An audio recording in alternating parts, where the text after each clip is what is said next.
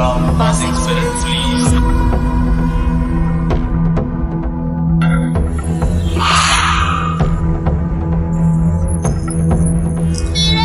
सनी है।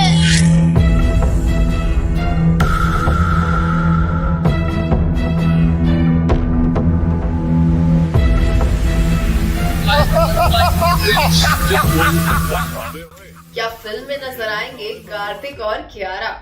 कहाँ है वो भूतिया हवेली? क्या फिल्म में दिखाई देगा अजमेर और जयपुर का भूतिया रास्ता? नमस्कार दर्शकों, मैं सलोनी वर्मा करती हूँ आप सभी का स्वागत बॉलीवुड स्टूडियोज पर। वीडियो शुरू करने से पहले अगर आप भी बॉलीवुड की दुनिया से जुड़ना चाहते हैं और काम करना चाहते हैं तो डिस्क्रिप्शन बॉक्स में दिए जॉब लिंक पर जरूर जाएं और इस अपॉर्चुनिटी का भरपूर फायदा उठाएं। तो हमने आपको ये तो बताया ही था कि भूल भुलैया की लेगेसी को कंटिन्यू करते हुए आने वाली है भूल भुलैया 3। भूल भुलैया की पहली फिल्म में हमें नजर आए थे अक्षय कुमार, विद्या बालन लीड किरदार में। साथ ही अब भूल भुलैया 2 में नजर आए थे कार्तिक आर्यन, कियारा आडवाणी और तब्बू।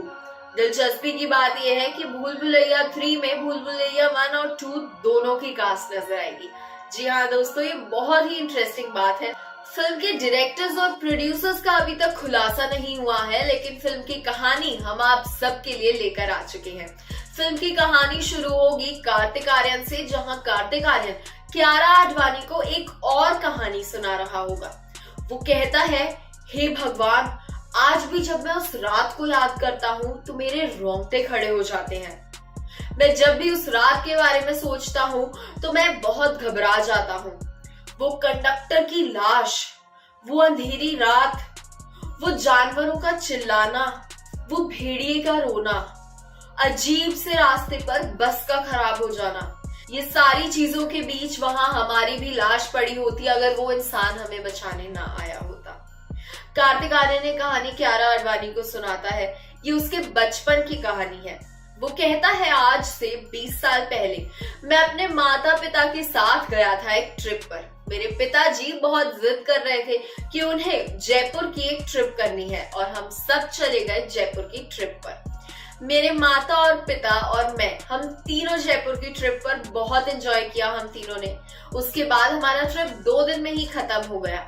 अब जब पिताजी की 2 दिन की छुट्टियां और बाकी ही थी तो उन्होंने कहा कि क्यों ना अजमेर शरीफ भी दर्शन कर लिए जाएं। इतनी दूर दूर रोज रोज तो आना होता नहीं है। और वहां से उन्होंने सीधा प्लान किया अजमेर शरीफ का। अब क्योंकि ये प्लान बहुत अचानक से बना था, कोई प्रॉपर प्लानिंग नहीं थी, पहले से किसी की आपस में बात नहीं हुई थी, तो एंड मोमेंट पे हम लोगों को बस का सहारा लेना पड़ा। हम लोग जयपुर से अजमेर गए थे बस से। बस में जब हम बैठे तो बस थोड़ी सी अनकंफर्टेबल थी, बस की सीट्स थोड़ी सी अनकंफर्टेबल थी। उसमें बैठने के बाद रात के 8 बजे वो बस चल दी। बस में कई सारे बुजुर्ग थे। बुजुर्गों के साथ साथ बस में सिर्फ 2 फैमिलीज थी, एक हमारी और एक और फैमिली। साथ ही बस में कंडक्टर भी था और ड्राइवर भी। अब बस में पूरे टाइम बैठे रहना बहुत अजीब लग रहा था। साथ ही वो रास्ता, रात का सफर था, रास्ता सुनसान था।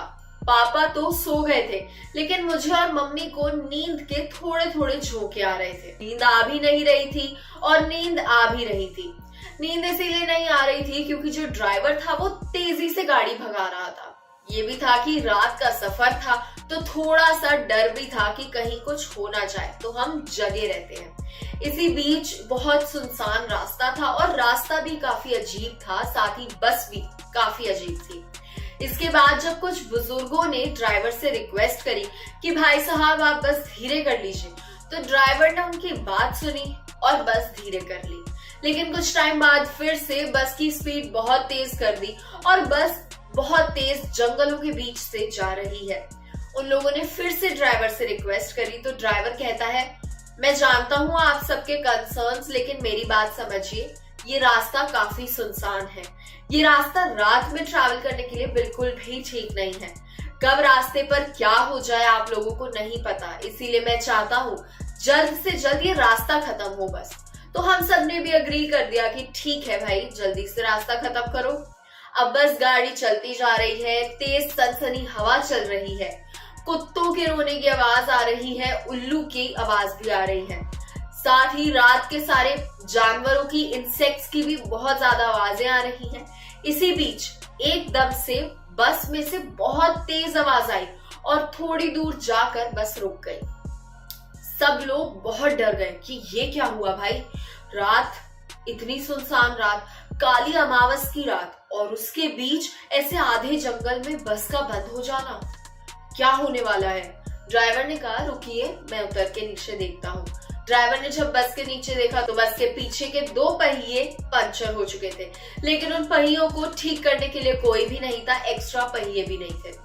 अब आप सोचिए, इतनी रात में जब बस ऐसे सुनसान रास्ते पर खराब हो जाए तो आपको कैसा लगेगा। मुझे भी वैसा ही लग रहा था। ये सारी बातचीत बताते बताते कार्तिक कियारा से कहता है कि तुम बताओ, तुम्हें क्या लगता है आगे क्या हुआ होगा। इसी बीच कंडक्टर की नजर जाती है एक रोशनी पर। सामने दूर से एक रोशनी आ रही है। कंडक्टर कहता है यहाँ जंगलों के बीच रहने से अच्छा है हम वहां चले जाएं। कोई कोठरी ही मिल गई तो रात वहां गुजार लेंगे।